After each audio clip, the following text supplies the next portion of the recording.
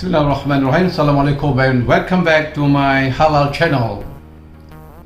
During the COVID-19 and movement controls order (MCO), most of our husband and wife also they cook themselves, and they cook for the food and as well as for bakery. Most of them stay at home and very good. Everybody start cooking and baking. Most of the raw material were imported. Do you think that the raw material is halal? Because some of the raw material are non-halal, and also we are importing from Muslim and non-Muslim country. For additive like preservative, coloring, flavoring, food enhancement, most of them are not halal, and only some of them with halal certificate. When buying the goods, we need to make pastry and cake. We certainly expect that final product are following characteristics. The texture is soft, fluffy, attractive color. The flavors are delicious, appetizing, smell, durable. Do you know that to produce a good quality food, either muffin or bread, we need the combination of ingredient, technology, recipe, ideal, menu.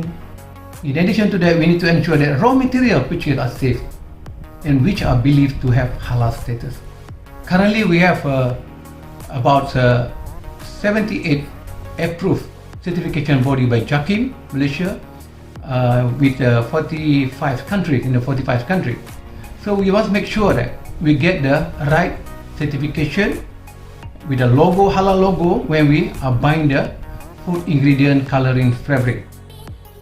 If you want to make bread, cake, pastry, biscuit, most of them are also gelatin and also others food non-halal product. Last 10-15 years ago, okay, we know that the on the description of the product they put it pork, non-pork, free pork, or bovine. Way back 50 years later, they changed already. They changed to the E or emulsifier. Emulsifier that sometimes we do not know whether emulsifier is halal or non-halal. For example, the preservative, they put a code for E200 to 299, coloring substance E100, and a flavoring substance E500, antioxidant food conditioner E100.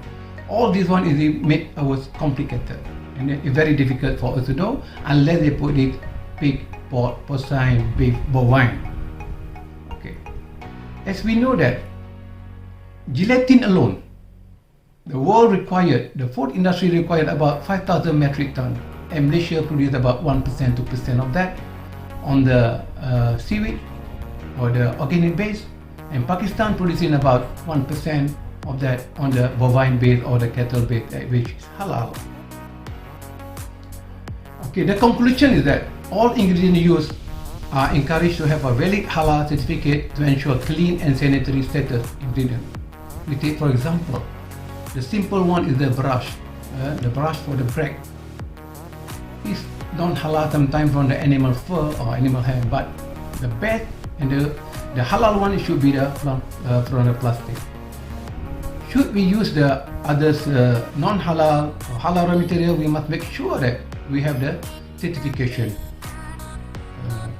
And then happy cooking, baking, enjoy your halal food, be safe and halal while cooking, and please like, share and distribute to my halal channel. Don't forget to hit the bell notification to keep you updated. Thank you. Wassalam.